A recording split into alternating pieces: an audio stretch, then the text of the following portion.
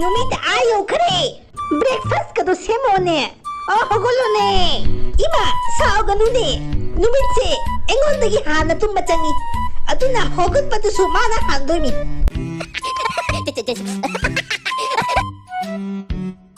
इमा नुंधांगी बारो तारे आई नुपादो हजिक पर हंजलक्री कई तोड़ खंगदीने तुम्हें ले दुमाइना हाई नु फत्तबनी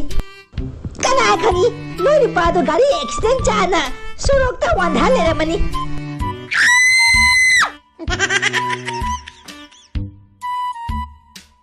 इमा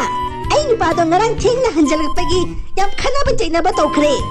चिंता तौनो इबेमा खनाबा चैनाबदी यम पनमक्ता तौनाबनी मतुंग मना दुमाय तौरदी मया दो बॉक्स थुदेउ मया दो थुदे के तौरबदा सिदो खरे सिखरदी फरेना प्रॉब्लम सॉल्व ओबिना होगलबो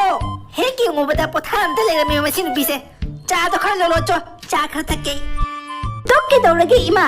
ए ngaतंग पोथा बबक जाद्रबो ए कोक से यम चियाबा अदुन पोथारी मी फरे फरे इबेमा नंग कोक तो ए मालिश तो बिगे फरे इमा ए कोक से नंग मालिश तो बिरो अदु लोरेगा ए नंग मखनाव द मालिश तो बिगे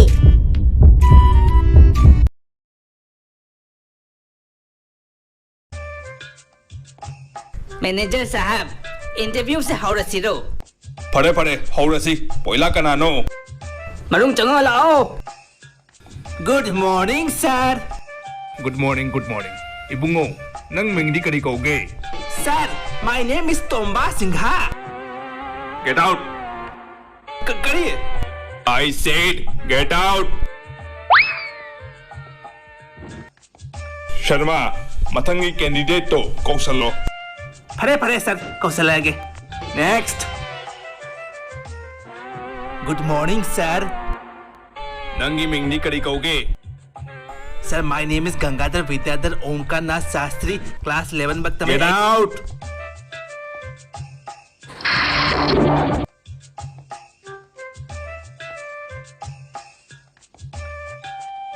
मथंग दी कनानो चंगो लाओ हेलो सर नंगी मिंगदी करी कोगे सर आई मिंग सक फजबी कोई पाखंग सिंह से एंगोन सक फजई त हाई खरे गेट आउट कि दौरगे सर आई सक से फजतरबो इबेमा नना पंगब्रो आई सेड गेट आउट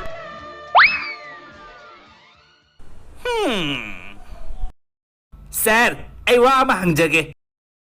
होइने हंगुने करी क्वेश्चन हंगे तो इनो नोंगानबदगी सरना कैंडिडेट सिंगदो मिंगता हंगगा थादोखरे करिगिनो सर आई गन अमता तादरे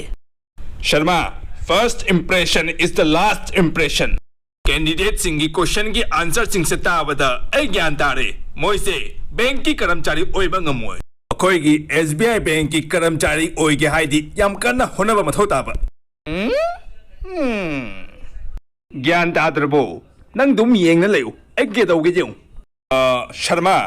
मथंगी कैंडिडेट कनानो कौरो okay sir next candidate hello what's your name Ibungo नंग मिंग करी कौगे नना तो पंगब्रो नंगी मिंग करी कौगे ने प्लीज सर नंगी मिंग दो अमता हाइरो अबा आई खंगदे काउंटर नंबर 4 दा चलगा हंगुचो very good fantastic answer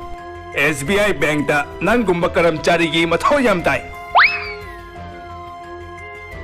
नंगुंबा candidate नि आई नंगा साइड थीरसे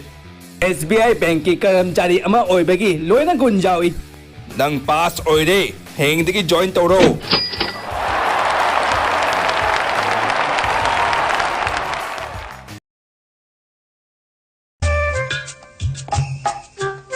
अम्मा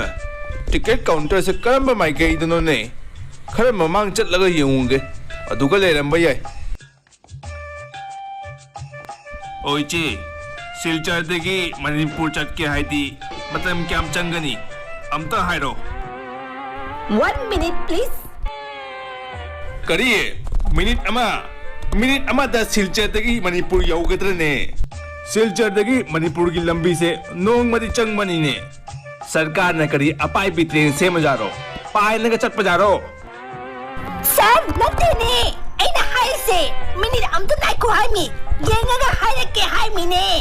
ओहो दुमाइना हायुदना वा मतेक अमा हाइनी वा मतेक अमा हाइरोय मी कना ज्ञान तादोइनो कंफ्यूज ओइरोइद्रो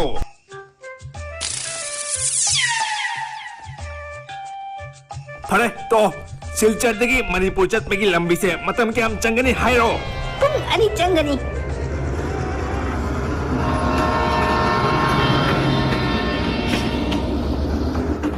ओ दादो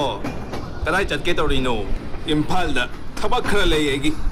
फरे फरे गुड गुड टिकट नशा नशा के टिकट पुथरो येंगे तुने पुथरो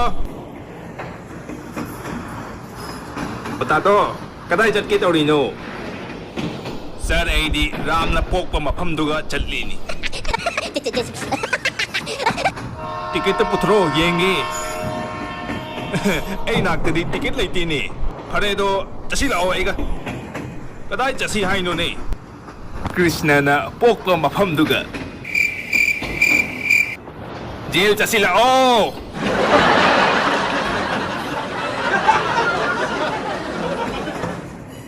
अतैसु नुंगाइबा वीडियो येंनिंगदी मणिपुर कार्टून से सब्सक्राइब तौसल्लो नोटिफिकेशन से क्लिक तौसल्लो वीडियो से लाइक तौबिरमो अदुगैदि करी करी हाइगदबा कमेंट बॉक्स ता थादरमो